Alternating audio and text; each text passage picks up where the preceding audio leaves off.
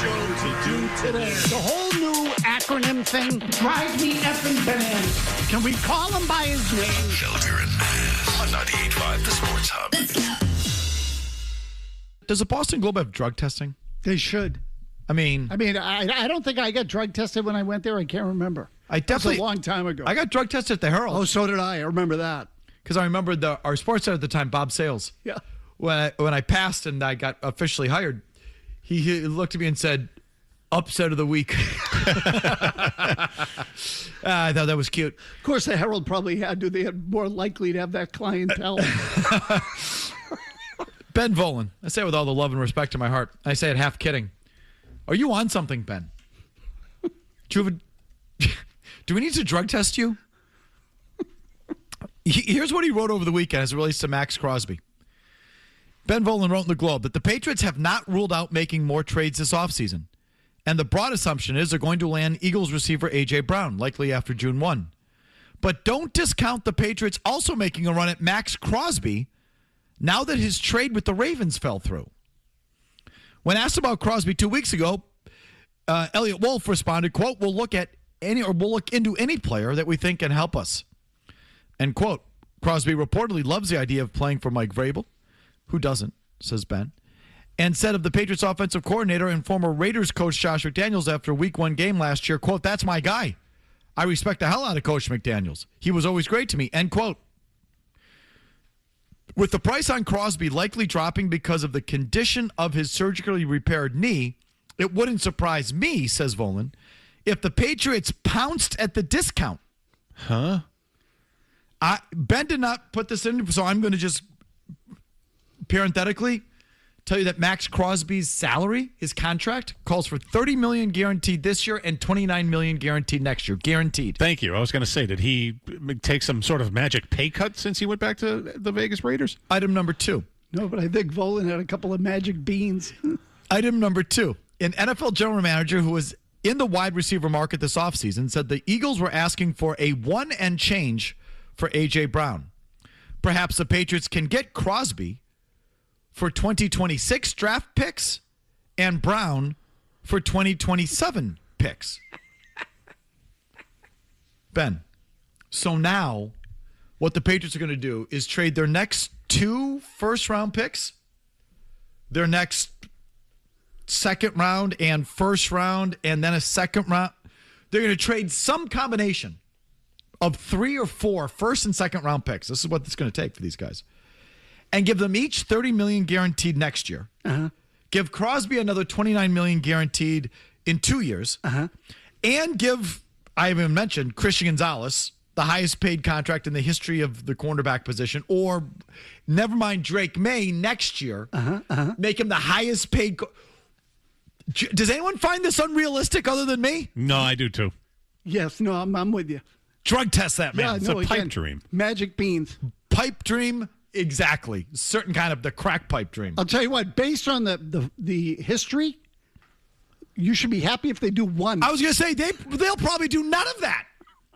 No, I'd say that, first of all, I don't think if they have to give up a first for Brown and take on the contract, I don't think that's going to happen. No way. And I'm still concerned that they're not going to keep Gonzalez and May. I think they're only going to keep one of those guys.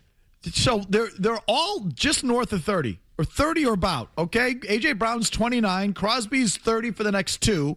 Gonzalez is going to be no cheaper than 31 a year. And Drake May's probably going to be 70 a year. And you're going to give up first and second round picks for Crosby and Brown? Dude.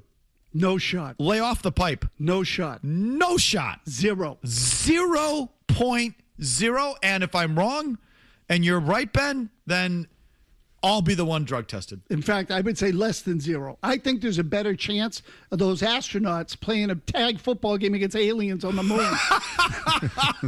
My God. Dude, get a grip. Yeah, no shot. All right. So why do you think they're going to keep those draft picks? Because they're going to be paying Drake May so much money, they're going to not pay anybody else. It's going to be Drake May and a bunch of rookie contracts. So they ain't trading any of those drafts. Then maybe they'll trade a second for A.J. Brown next year. Maybe. That's the extent of it. Maybe the 2027 second-round pick will get traded for A.J. Brown. Maybe. Although, maybe not if he doesn't restructure his contract. Good grief. The lowest spending team in the league is all of a sudden going to do all of that?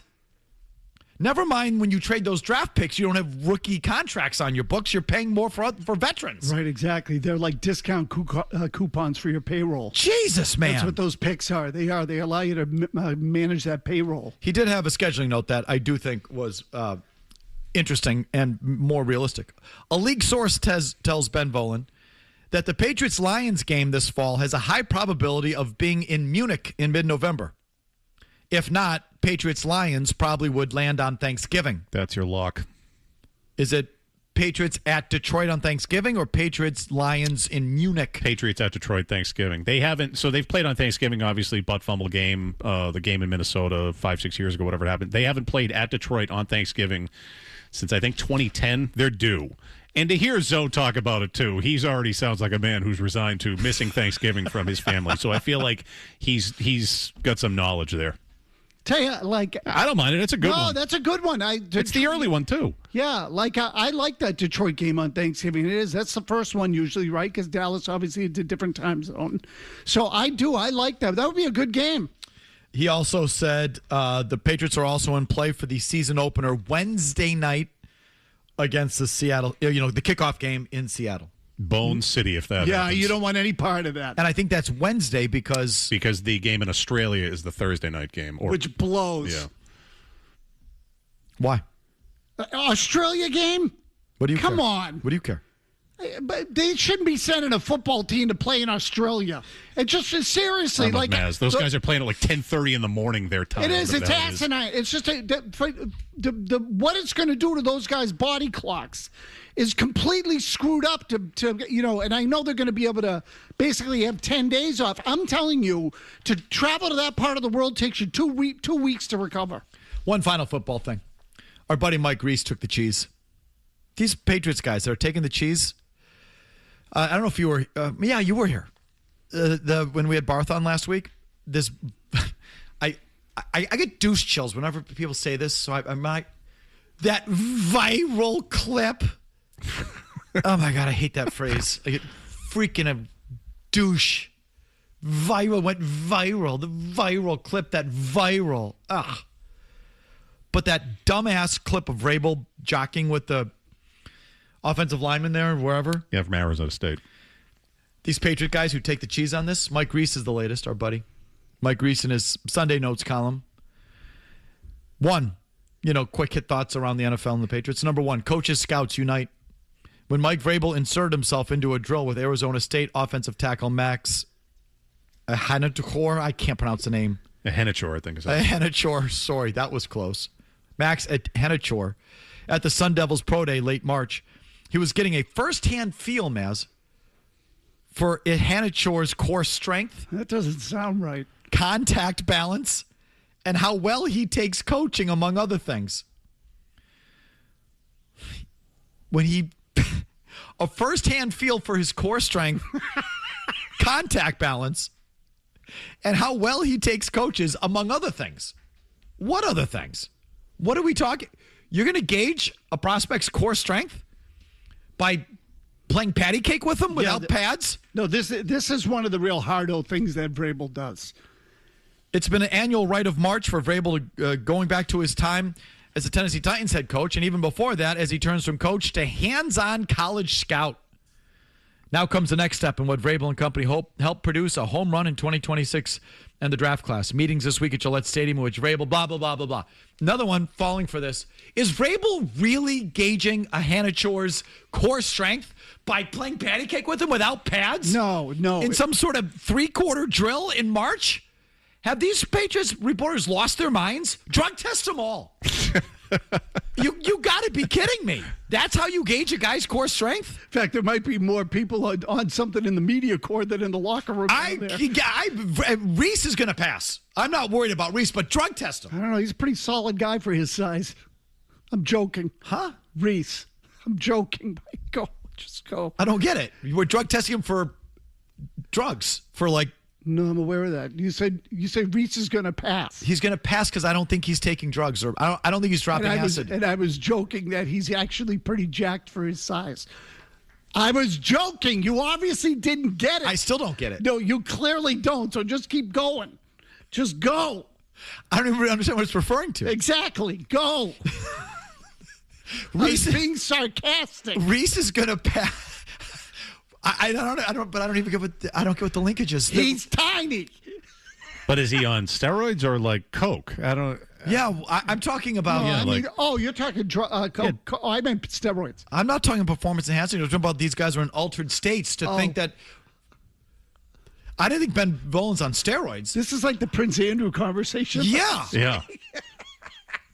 I thought Ben Volen might be not just on steroids, proceed. but on like heroin because he thinks the Patriots are going to give up first and second round picks plus $30 million guaranteed for like 4 different players. And Reese must be on some sort of a hallucinogenic because he thinks Mike Vrabel playing patty cake with the guy in March without pads can judge someone's core strength. I didn't think those guys were on performance enhancers. Oh. I just wanted to get to the bottom of it because, again, it was just another comment that I just was wondering where we were going. The Vrabel thing with the players is complete, total hardo move. Oh, my God. It's his way of saying, I played the game, and I can still push you around. Yeah, I was a player just like you, and I'm still strong. Let me show you. Yeah, it's exactly it. He wants to let him know that he's still 6'5", 275, and he can still move your ass if I need to. I will say, I kind of like it, though. If I was a player and he was still, yoked up like that and kind of pushed me around, I'd be like, all right, coach is kind of a badass. I like it. Yeah, some players might fall for it. But if you think that's how they're judging his core strength, oh my goodness, please give me a break.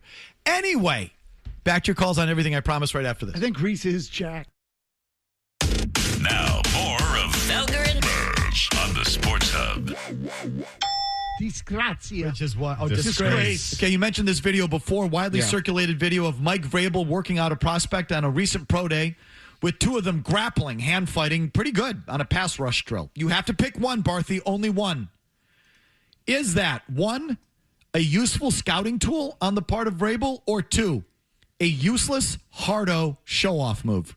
I think it's useful because you get an idea of how the player takes the coaching and how he handles, that situation. It is hardo. I'm not going to say it's not hardo. No, I said pick one. I said pick one. Hardo. More useless than hardo. But it is hardo. No, useful. Hardo. More useful than hardo. You think that's useful? I think you learn about the guy when you get him in that situation. Yeah. It's hardo. It's a hardo. It's not the most useful thing. You learn about the guy from the film and when you're coaching him during practice. He still wants to play hardo. You can only pick one, Barthy. Is that actually useful or a hardo move? I think it's useful. Hardo. I'll give you maybe you find out what the kid, you're not going to figure out his pass rushing moves or his core strength or anything tangible. Football with a one-off, 3/4 drill, no pads, a 22-year-old kid versus a 50-year-old man. I don't care if the 50-year-old man played in football. It's been 30 years. It's been 25 years since Vrabel played. You know what I mean? You're going to really scout him on that? Stop it. It's a hardo move. But not to keep echoing the same thing, it's a hardo move. If you're saying that little game of patty cake gives you some insight, like real brief, quick little window into does the kid kind of get it, like that I might give you, but what the hell's that worth? Will Campbell and Vrabel had a great little session. Hand grappling and all that. Will Campbell is what is he? A guard. So it's like a wee, but everyone falls for it. It's just unbelievable. Give me a break. If it really worked, I mean, then I'm not sure if they would have drafted Will Campbell based on what you're saying, or they clearly look. I think Vrabel gets off on it. He just wants to still grapple. 617-779-0985. Back to your phones and the Red Sox. Howard and Randolph. Go ahead, Howard. I got a quick question for Maz. Supposedly 2 years ago, before Castles got hurt, they had a deal worked out with Seattle for one of their pitchers. And the reason it didn't go through is because the Sox insisted that they take on Yoshida. Is that from Henry, or would that be because Breslow's ineptitude? I mean, honestly, Howard, I don't know. I mean, my guess is probably. Can I blame Henry? Yeah, sure you can. Yeah, Because I think it's money. The business part of it is got in the way of a baseball decision. Yeah, that's probably right. I mean, ultimately, the deal with the Giants got made over money, so it feels like if you want a player and you want to make a deal, you're not trying to just unload a contract. You want the player.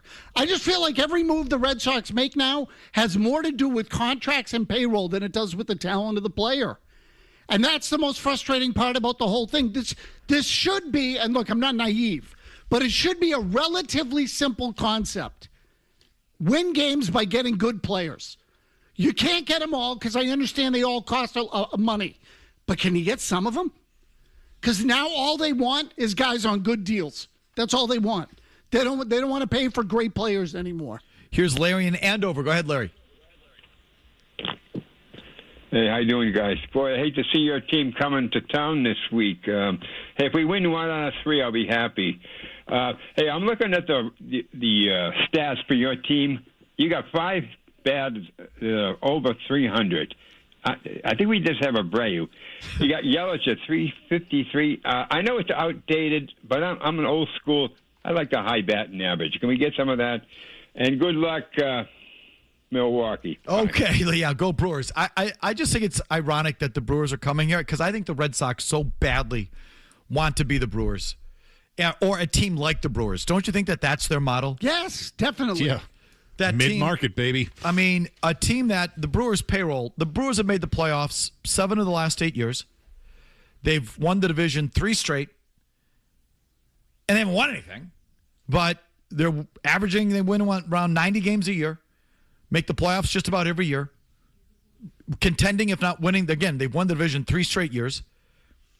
With the payrolls, here's where they rank I just looked this up today, where they rank in payroll the last 5 years, going backwards, starting. And these are opening day payrolls on COTS, Maz. I know there's different computations. Yep. There's luxury tax payrolls and blah. These are the opening day payrolls according to COTS Baseball. Starting in 2026, Brewers payroll ranks 21st, 24th, 24th, 20th, 17th. Averaging about 92 wins a year, taking out the COVID year, playoff 7 of 8, division 3 straight years. Don't you think the Red Sox salivate at the thought of being the Milwaukee Brewers? Yes. What prevents them from being the Milwaukee Brewers? What's a lack of commitment? To be the Brewers. Yeah. They're not willing to go full Brewer. Correct. And I mentioned this earlier. It's like the Brewers wouldn't have paid Xander Bogaerts either. The Red Sox lost Bogaerts as a free agent, right? They did. So instead of doing what the Red Sox did, which is take Bogaerts to the end, don't trade him, lose him for nothing, and then turn around and sign Trevor Story because they got heat from fans, the Brewers would have traded Bogaerts a year early, would have gotten some prospects in the system, would have thrown them in there. Maybe the prospects would have worked, maybe they wouldn't have. But they wouldn't have gone out and then spent on Trevor Story. No, they wouldn't have. They'd have all that. They would have saved all that money, and because they're smart, they would have landed a player or two, and if not, they would have moved on from them and tried something else, and they just would have done that thing, which is what they've done here now. The Brewers have done. They just traded one of their best pitchers, Peralta, to the Mets, got some prospects, throw them in there. They got Caleb Durbin in the first place from the Yankees for Devin Williams, the reliever. Used him for a year, then flipped him to the Red Sox for another start, and they just sort of play that game.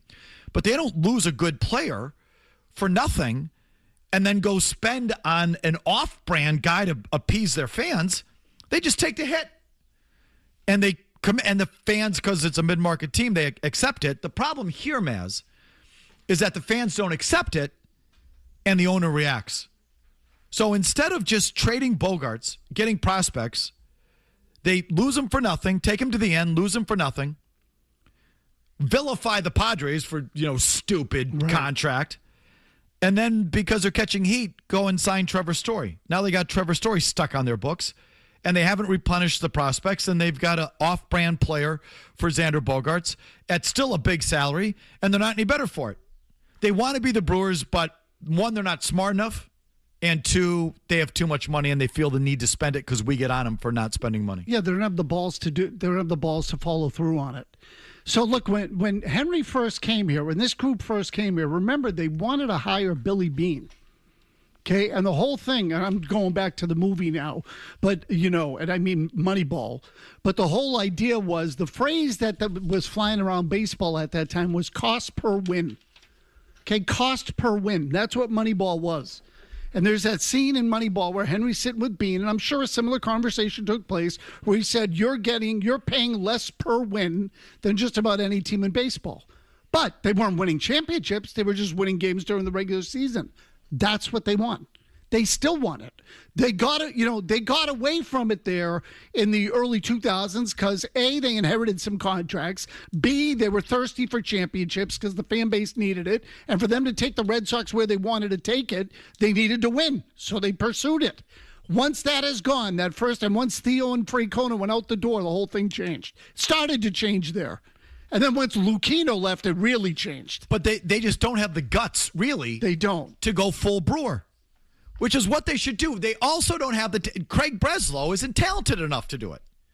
I mean, again, the Rays, it was Friedman, right? Who's sort of like the mastermind, like elite baseball guy.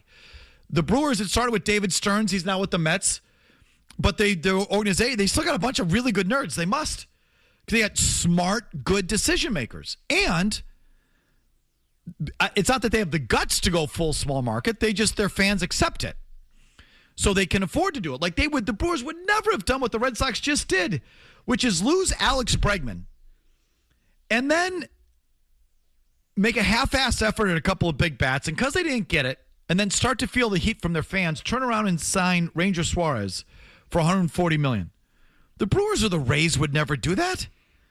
They would have traded Bregman, or at worst, just let him go for nothing and start over and not waste the money on the next guy trying to appease their fans with an off-brand signing. They would never have done that. The Red Sox would have been so much better off, Mass, saving the money on Ranger Suarez and just putting Kyle Harrison in the mix here with Peyton Tolley and these other young pitchers.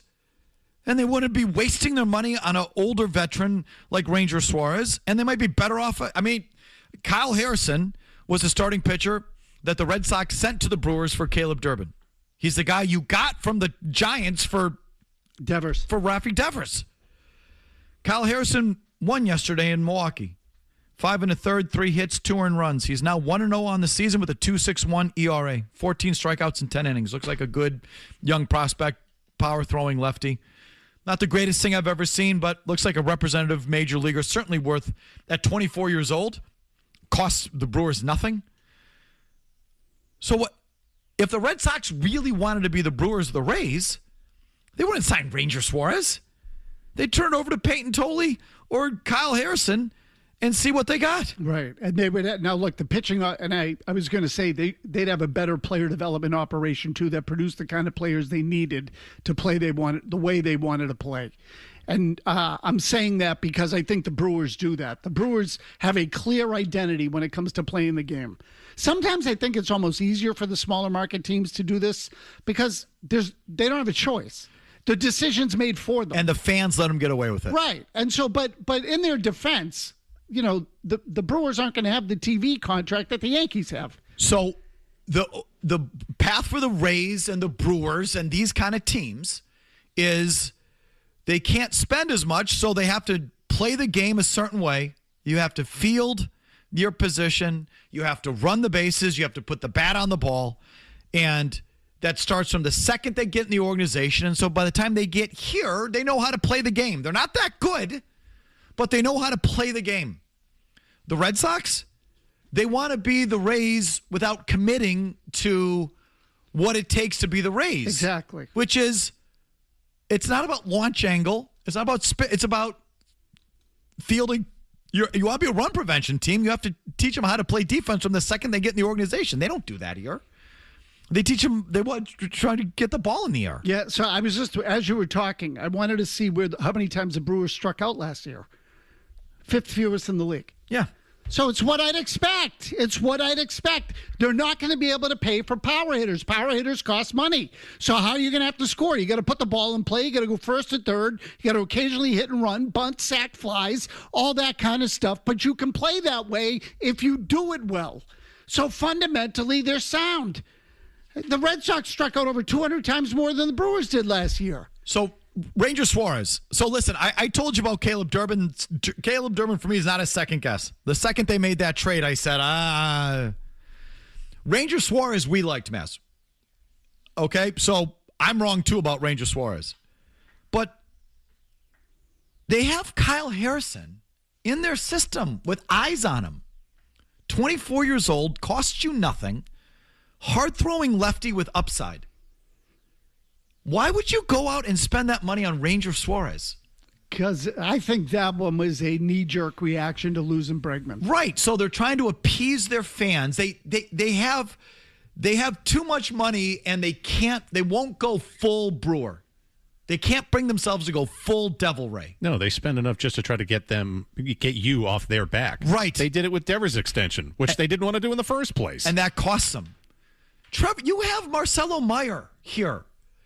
When did you lose? Was Meyer already drafted by the time you let Devers go? He was. Yeah. Oh, no, not Devers. Bogarts. That doesn't time out. No, that does time out. They drafted Marcelo Meyer in 2021. They let Bogarts go in 2023. Or after 2022. If you want to go full Devil Ray, you let Bogarts go and just wait for Meyer. Correct. You drafted the next guy. Why are you signing Trevor Story in the middle of that? Or you sign a stopgap guy for a couple of years and then he's ready. You bring up some 4A guy, you patch it together. I mean, if you want to go full Devil Ray, and I don't blame you if you don't, but they do. If you want to go full Brewer, full Devil Ray, you don't sign Trevor Story. You don't sign Ranger Suarez. You wait for the kids to come up. And you just take your medicine, but they can't. Their baseball people aren't smart enough. I agree on that. They're not smart enough to look at Ranger Suarez and look at Kyle Harrison and say, well, or they're not smart enough to look at Caleb Durbin and say, what is he really? Yeah, the other thing is they're not strong enough to look at ownership and go, just bite the bullet, don't spend the money. We don't need Ranger Suarez. The other path is stop trying to be the Devil Rays and the Brewers because they don't win anyway. So I'd prefer this path.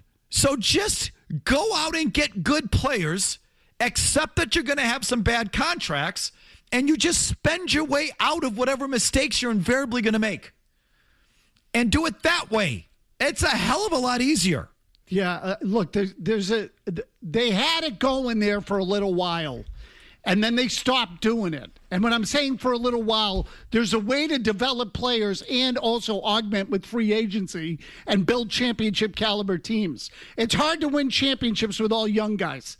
It's really hard to do. In fact, it's hard to build anything sustainable with young players because you're going to get growing pains. But what they can't bring, see, they wanted to go out and get a guy like Suarez, Mike, because in their minds, the money will show the fans that we care. That's what they think. And you know what? The only way the fans will believe that you care is if you actually care. And it's amazing. It is exactly why they signed those players. Yes. And no one thinks they care. Correct. So save your money. Because they're half-hearted signings. Sorry, went long. Here's an update with Murray, and we're right back. Boston's best sports talk. You can count on it. 2 plus 2 is 5. Me sento un po' pacchiato perché Roma Felger and Mazz. le usanze. When you look at other teams around the big leagues, last year, Milwaukee Brewers, I remember we came out of Milwaukee having been swept, and we were all looking at that team going, boy, that's a template. The way they play the game so smart and fundamentally. And I think no coincidence. You grabbed a guy to play third base from the Milwaukee Brewers. That style of play, although Durbin's off to a tough start with the bat, he's played very well defensively, I think. Are they still one of those teams on your list? You're like, yeah, we need to play more like that. Well, I don't think you want to find yourself in a situation where you're trying to emulate another team. We need to be the Boston Red Sox. That said, things like playing good defense, being smart on the bases, taking extra bases when that's available to you, those are things that we should strive to do. And we do think we're going to play really strong defense. We're young, we're athletic. There's some good team speed. We need to take advantage of that on the bases. So you sign a few guys that put the bat on the ball or might run well or might play good defense. Maybe. I don't even know if you evaluated that properly. But if it doesn't exude, if it's not in the DNA of your organization, that's not going to work either. No, it isn't. And again, this is the other part of it is they don't evaluate well, or at least I don't think they do. I'm starting to wonder in some of the, like they had all these young guys coming at once. Okay, Campbell, Teal, Meyer, Anthony, and then they made trades and get some pitching. I'm wondering how many of these we're going to look back and say they actually got right. So Kyle Teal with the White Sox looks like he can play. They traded him for Crochet. Could they have traded Meyer? Would they have been better off doing that? Could they have traded Meyer for Ketel Marte? Should they have made that deal? I'm starting to think they really just kept a lot of these young guys because they were cheap. They made business decisions and not baseball decisions. Well, here's a good one. Mike and Danvers. Go ahead, Mike. Hey, guys. So, Maz, I need your help here with something, Maz. Now, the reason they moved Devers is because Bregman had to play third base, correct? Yes. Okay. So why then didn't they sign Bregman to a long-term contract? Because now, I mean, I'd much rather have Devers' bat than Durbin's glove at third base. Correct. It just feels he should still be here. No, but the whole chain of events. You didn't want to pay Devers, but because, again, you wanted to sell your fan base that you still care, you didn't just trade Devers, you signed Bregman. So you kind of wasted money on Bregman because he was just one and done. Mm-hmm. Where if you had just traded Devers and then held on to what you got for him, you'd have Kyle Harrison, who, again, he won yesterday for the Brewers. He's pitched 2 good games. You'd have this kid that you traded for James Tibbs. Tibbs, who's already hit 7 home runs in the high minors for the Dodgers. AAA, yep. You'd have those 2 guys. You'd have payroll flexibility. Correct. All you would have to do is bite the bullet and face your fans. Right. That you didn't want to pay for Devers. Right. Now listen, what they should do is just pay for Devers. But if you don't want to do that, right, the other road is to commit fully to the other philosophy. Then go full Devil Ray and just take the prospects and play it out. Right. And then instead what they did is they halved it, have 1 foot in each world, and they don't know who the hell they are. And they're not smart enough to execute it. To execute who can play and who can't play. And the road down the middle is the hardest road. Exactly right. Because now you're constantly guessing, do we do this or do we do that? Do we sign that guy or do we sign this guy? Go full Devil Ray. Yeah, they should have. And I'll tell you what, if you even want to go farther back on Devers, and you may not believe this, but I do. Xander Bogaerts signed for 12 years with the Padres. It wouldn't have taken that to keep him here. At the time, people thought it was going to be 5 and 125 and it would get done. Maybe it would have been 5 and 150. I don't know, whatever. But the point being, they let Bogaerts go. And then the ripple effect of that was you didn't have a face of the franchise anymore, so you had to do what with Devers? Sign him to a contract you didn't want to sign him to.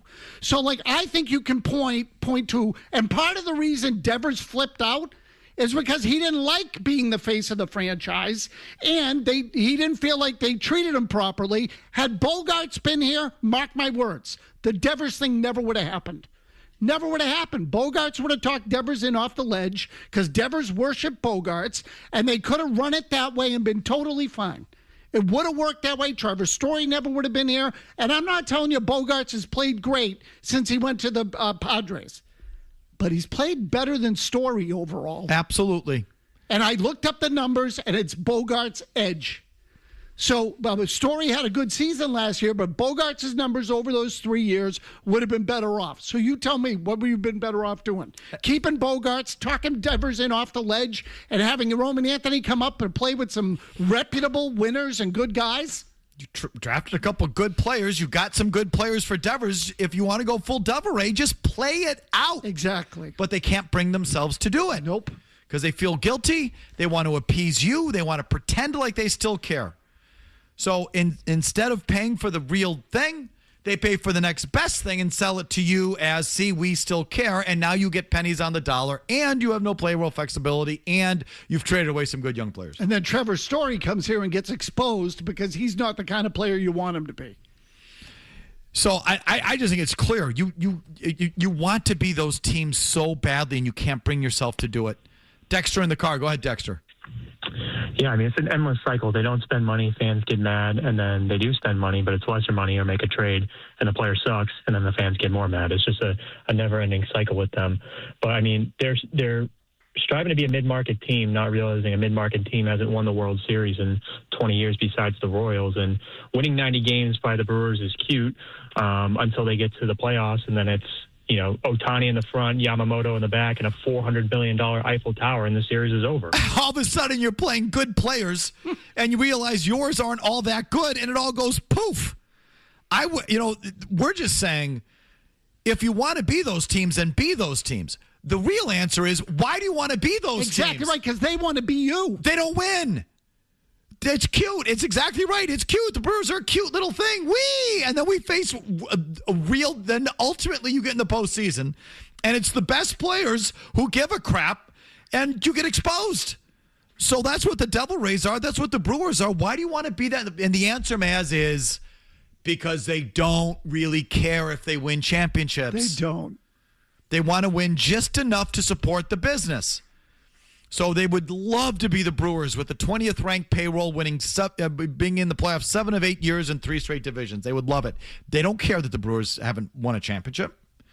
The model works perfectly. They just can't bring themselves. They're not smart enough to do it. No, they can't. And again, I have a hard time with the whole, do you build the team to win, or do you build the team to be economically sustainable? You know what I mean? That second thing. I know. And look, I get the business reality of it. I also think that sports owners are rewarded in other ways. Okay, it's not always a year-over-year profit.